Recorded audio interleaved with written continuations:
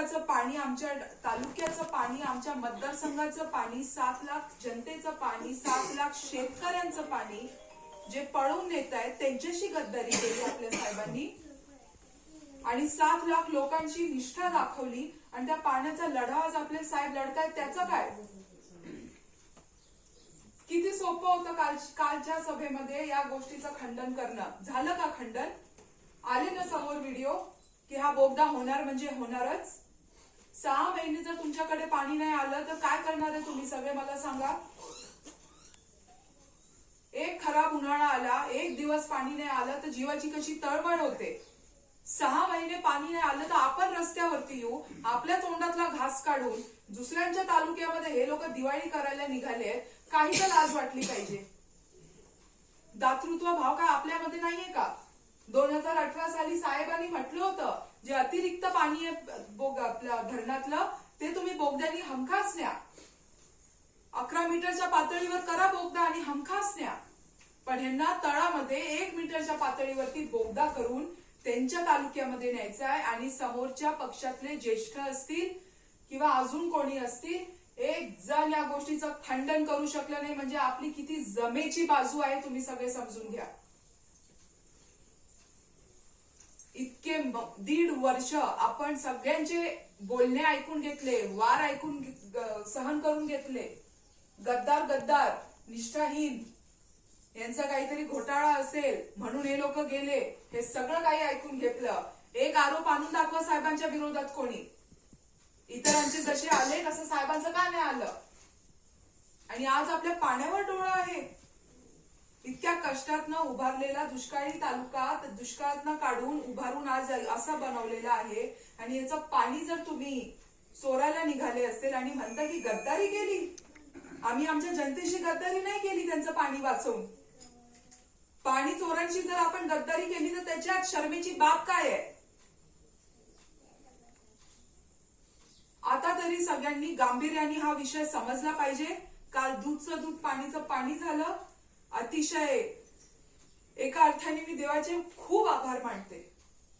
कालच्या दिवशी जे घडलं खूप चांगलं घडलं. आपली बाजू किती जमेची आहे, आपलं नाणं किती खरं आहे काल सगळ्यांना कळालं.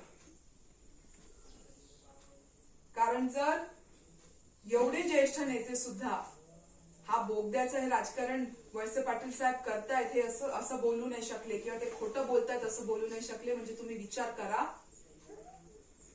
आपली बाजू किती जमेची आहे. हातात आहे आपल्याकडे 5 दिवस.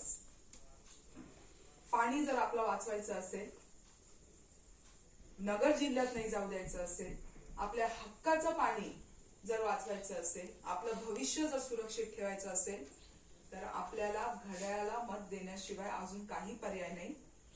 उद्या जर कोणाच्या गाफील जर आपण राहिलो आणि पाणी जर कुठे गेलं तर मग नुसतं परमेश्वर आठवेल, तेव्हा आपण काहीही करू शकणार नाही. तर तुम्ही सगळेजण याचं गांभीर्य समजा.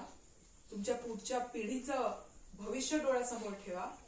तुमचे आज असलेले कर्ज असतील, शेती असेल, ह्या सगळ्या गोष्टी लक्षात ठेवा. पाणीच नाही राहिलं काय पिकवणार, काय कमवणार, आर्थिक व्यवहार कसा करणार? जर कोणी धाडस करून कर्ज काढलं असेल उद्योग वगैरे करायला, ते कर्ज थकणार. आपल्या तालुक्याचं अर्थकारण थकणार. शेतकरी लोक कंगाल होणार. रस्त्यावरती येणार आपण. आपल्या लोकांची जाण ना, आपल्या लोकांसोबतची नाळ आपल्यालाच असते. ते बाहेरचं कोणी किती मोठं असेल त्याला नसते. असते तर कधी आपलं पाणी पळवलं नसतं आणि कधी असं म्हटलं नसतं की हे खोटं असं म्हटले नसते की हे बोगदा गेल्याशिवाय आम्ही राहणार नाही. हे सगळ्याचं गांभीर्य समजा. काल खूप मोठा खुलासा इकडे झालेला आहे आणि जास्तीत जास्त लोकांपर्यंत ते पोचवा.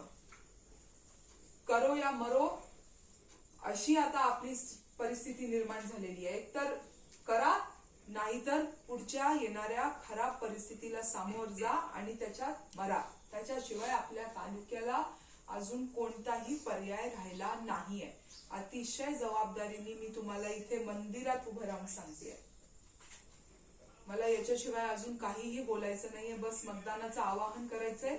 येत्या 20 तारखेला घड्याळाच्या समोरचं बटन दाबायचंय आणि हा विषय जास्तीत जास्त लोकांपर्यंत पोहोचवायचा आहे. हा अतिशय गंभीर विषय आहे आणि इतकंही आपल्याला कोणी कधी गृहीत नाही धरलं पाहिजे.